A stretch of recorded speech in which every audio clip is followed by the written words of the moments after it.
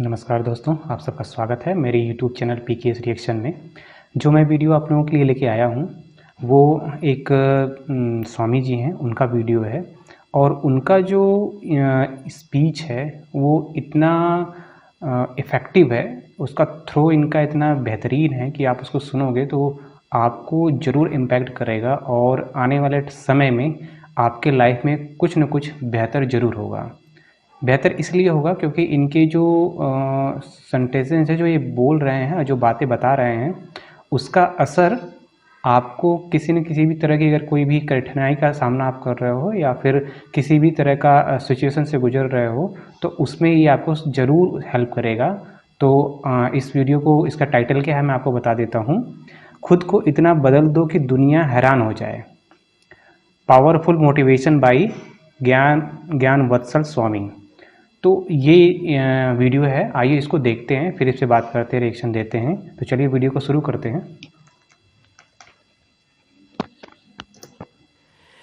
Can I help the situation? Is there money in this situation? उसमें से विचार पैदा हो। Think different. कोई भी जगह पे आप कभी फंसते नहीं हो, वहां एक अपॉर्चुनिटी होती है तरक्की करने की, जो भगवान ने उस परिस्थिति का निर्माण करके आपके सामने रखा है। Failure is never a failure. It is the best opportunity to succeed better. Yes. This is think different. You never spoil relations. It is a chance to better the relations by showing more honesty, by showing more commitment, by showing more responsibility towards your relationship. ये think different है। तो आप चाहो तो कर सकते हो। Everything with the grace of God and Guru is in our hands. कोई भी परिस्थिति में आप अपना लाभ उठा सकते हो, कोई भी परिस्थिति में आप अन्य को मदद रूप हो सकते हो, कोई भी परिस्थिति में आप समाज को कंट्रीब्यूट कर सकते हो। ये पद्मश्री के अवार्ड्स आपने देखे ना, पद्मश्री, पद्म भूषण, पद्म विभूषण, खास तौर पे पद्मश्री जिनको मिला, एक एक व्यक्ति का आप इतिहास देखें। एक व्यक्ति जिनको अभी पद्मश्री मिला, यही 25 जनवरी को जो लिस्ट बाहर आया और दूसरे दिन उनको मिला, ये इस बार I am talking of the year 2023। तो 1986 में कनिष्क का जो एयर क्रैश हुआ था, टोरंटो से एयर इंडिया की फ्लाइट इंडिया आ रही थी और मिड एयर में ब्लास्ट हुआ था और सब मर गए थे। 329 पीपल डाइड। उसमें से इस व्यक्ति के धर्मपत्नी और दोनों बच्चे थे, एक लड़का और एक लड़की। He lost. कितना ग्रीफ। इन्होंने सी थिंक डिफरेंट है। इन्होंने he decided to convert that grief, that sorrow and channelise it for the betterment of people. समाज सेवा चालू कर दी। And he facilitated education of thousands of less privileged children. उनको जब पूछा गया तो उन्होंने कहा कि मैं बड़े शोक में था, बड़ा दर्द था, बहुत बड़ा दुख था, लेकिन मैंने नक्की ये किया, सी थिंक डिफरेंट। मैंने क्या सोचा, I want to convert this grief, convert this sorrow into some kind of betterment of the society. सभी केमिकल्स को कोई और उपयोग के लिए कैटलिस्ट के रूप में आप कोई पदार्थ का उपयोग कर सकते हो, उसी तरह सभी प्रकार के दुख या परिस्थिति को समाज उपयोगी या व्यक्तिगत उत्कर्ष के लिए आप कैटलिस्ट के रूप में एक अच्छे विचार से परिवर्तित कर सकते हो। उन्होंने ये किया, पद्मश्री तक पहुंच गए। तो when you think different you become different. वही सॉरो और ग्रीफ के साथ चलते तो शायद पागल भी हो सकते थे, डिप्रेशन में भी चले जाते, स्ट्रेस भी आ जाता, लेकिन और कुछ चुना, और कुछ सोचा, और कुछ बन गए, और कुछ दिया समाज को। खुद भी बन गए, दिया भी सही। तो when you think different you be different, you succeed different. हमारे गुरु प्रमुख स्वामी महाराज की इच्छा थी, उनके गुरु के आशीर्वाद थे कि लंदन में हम बड़ा मंदिर बनाए। मैं 90 की साल की बात कर रहा हूं। तो वहां हैरो नाम का एक एरिया है, सबब है, वहां बीएपीएस संस्था ने एक जमीन संपादन की। आसपास के रेसिडेंट्स ने हम पे, बीएपीएस संस्था पे कोर्ट में केस दर्ज किया कि this people will keep on singing the bhajans and ringing the bells till 12 midnight, they will disturb our peace and privacy. तो केस दर्ज हुआ, सिग्नेचर कैंपेन चला और फाइनल कोर्ट में फुल जजमेंट आया कि BAPS can not come up with a mandir here, यहां BAPS मंदिर नहीं बना सकता। प्रमुख स्वामी महाराज यहां बड़ौदा में, गुजरात में, भारत में थे। वहां से हमारे बोर्ड ऑफ ट्रस्टीज ने फोन किया कि Swami ji we have lost the case, और अब वहां हम ये प्रकल्प नहीं कर पाएंगे। ये एक सेटबैक था ना, जोरदार झटका था प्रमुख स्वामी महाराज को अपने जीवन में। अपना संकल्प, अपना स्वप्न, वो उनके सामने ही, उनकी आंखों के सामने टूटता हुआ नजर आ रहा था। लेकिन ऐसे जो वाइज पर्सन होते हैं, जो कमिटेड पीपल होते हैं, वे थिंक डिफरेंट। फर्स्ट रिस्पॉन्स क्या था? हमारे सदगुरु संत पूज्य विवेक सागर स्वामी वहां प्रत्यक्ष थे, उन्होंने ये देखा। फर्स्ट रिस्पॉन्स प्रमुख स्वामी महाराज का क्या था? ये समाचार सुनते ही, जैसी भगवान की इच्छा। सी स्टेबिलाइज्ड हिमसेल्फ। शॉक के सामने पहले स्टेबिलाइजेशन चाहिए, जैसी भगवान की इच्छा।